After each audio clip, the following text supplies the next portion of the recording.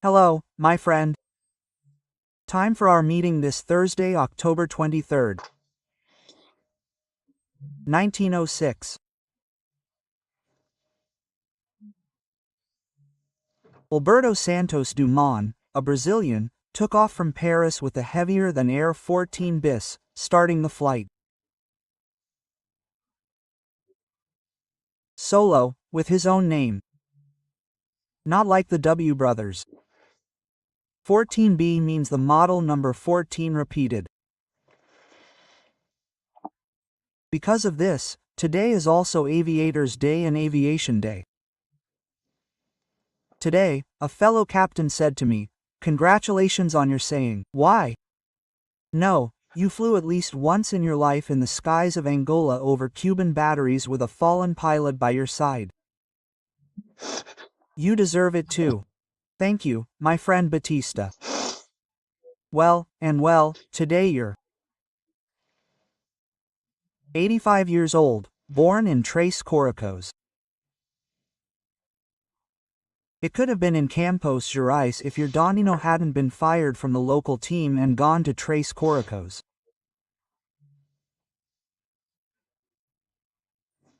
Edson Arantes do Nascimento, Pelé, who is the most widely known Brazilian name and is even more widely known worldwide, is a Brazilian brand.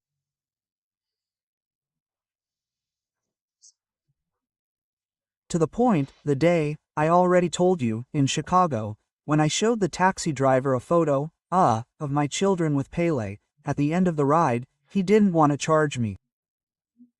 No, you're friends with Pelé, who doesn't pay anything. Pelé even coins, my God. A great Brazilian name, Edson Arantes do Nascimento, would have been 85 today. Remember to subscribe and at the end to like or dislike.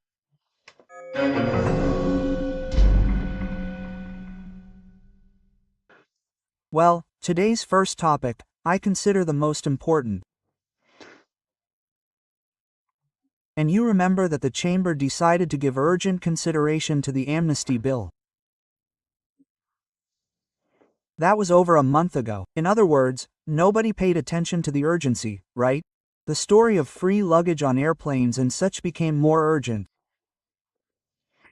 Well, they put Paulinho from the Union Force on the bill. He invented the story of dosimetry. It has nothing to do with duometers, it's not amnesty, right? And it seems there isn't exactly an amnesty project so far. And then there's a solution that isn't an amnesty project, a Solomonic solution. And it came from a judge like Salomão, an experienced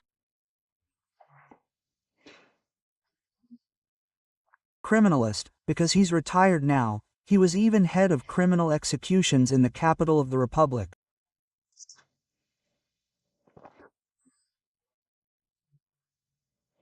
Everardo Ribeiro, he created a project putting all his experience, all his knowledge in the penal code, in the code of criminal procedure, right? He changes just 2 letters or 2 paragraphs of Article 359 of the penal code. Just a small change, nothing more. And as we know, when any change in the law benefits the defendant, it's retroactive, and then convicted people easily file a habeas corpus ordering the application of the current law, right? Right, paragraph L, right? And paragraph M too. Anyone who wants to take note of Article 359. Stating that, in the case of an attempted coup d'état and such, proof of the presence of a firearm is vital, essential, and the convicted person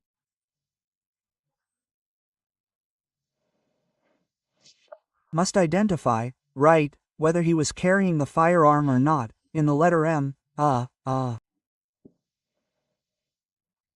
explosive or some other war device. This is essential, right? The judge wrote, the firearm is not a circumstantial element, but a typical element, right? Well, that is, the firearm or explosive must be typical, right? Which doesn't free, for example, the guy who entered with a truck there, wanted to enter with a truck and explosives to explode there at the Brasilia airport. Take that one, and take it with. He won't get it anymore, because he's already convicted, but he would get it more severely if it were, well, no, under this change, because he increased the sentences, that is, he's not facilitating the coup d'etat, on the contrary, but he is requiring an essential element, right, which is the firearm.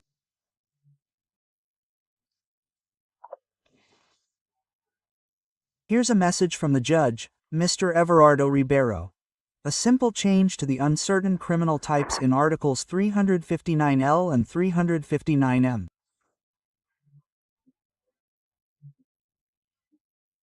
Of Law 14,197 of 2021, with the establishment of an autonomous crime to eliminate artificial associations between isolated acts and political crimes. It separates, for example, the attempted explosion of the tanker truck in Brasilia.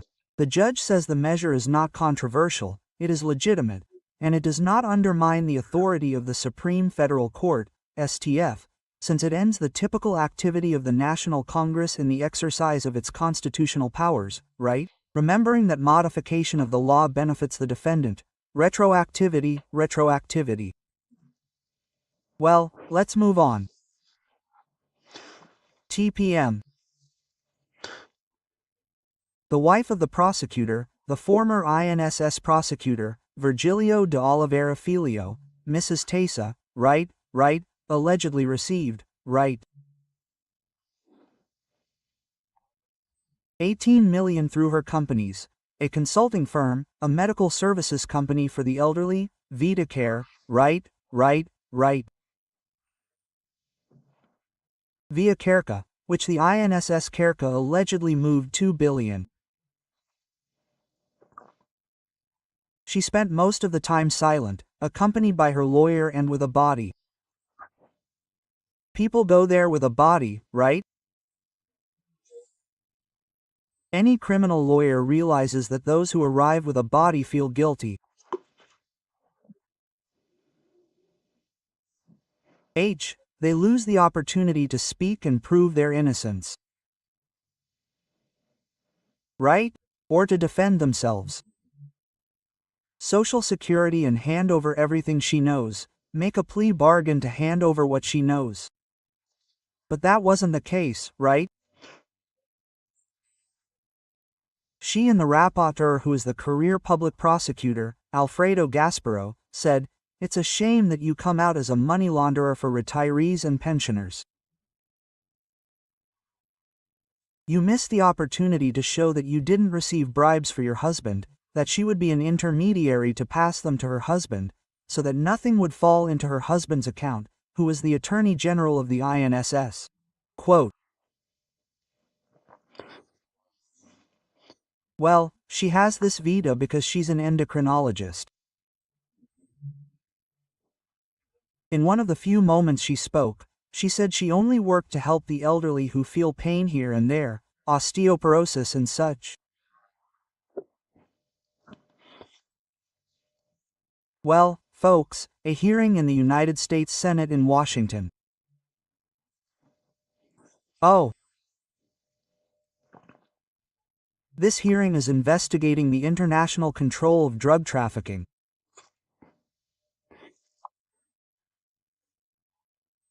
Then there was a person named Marshall Bellingley, who was Assistant Secretary for Terrorist Financing at the Treasury Department in the first Trump administration. Just to remind you, the American Secret Service is linked to the Treasury Department, right? The people who fought the untouchables, the Treasury Department, fought Al Capone.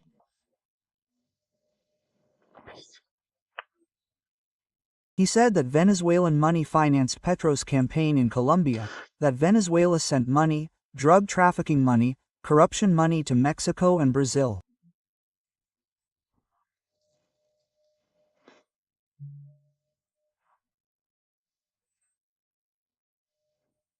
Before, General Hugo Carvajal, who was Chávez's intelligence chief, testified before a U.S. federal judge. He's in jail making a deal.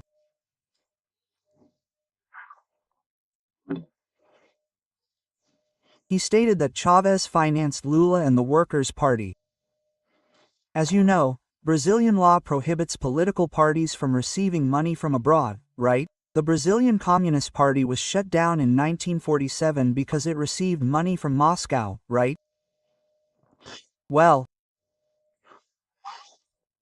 and because of that, when this story I just told you was revealed a few days ago, last week the MI posted, "The masks are falling." Quote.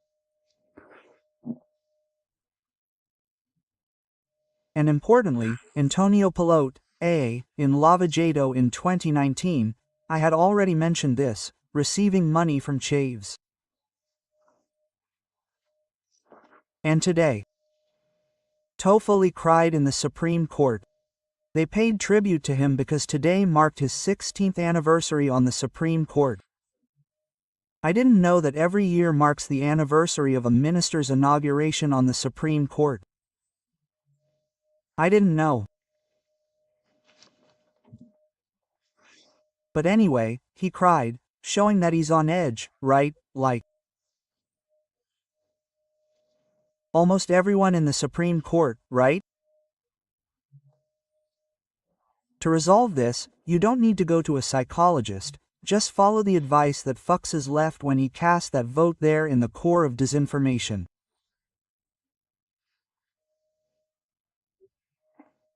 Surrender and you will be forgiven, but do not continue repeating your mistakes, because to err is human, to persist in error is diabolical. From Brasilia, Alexandre Garcia.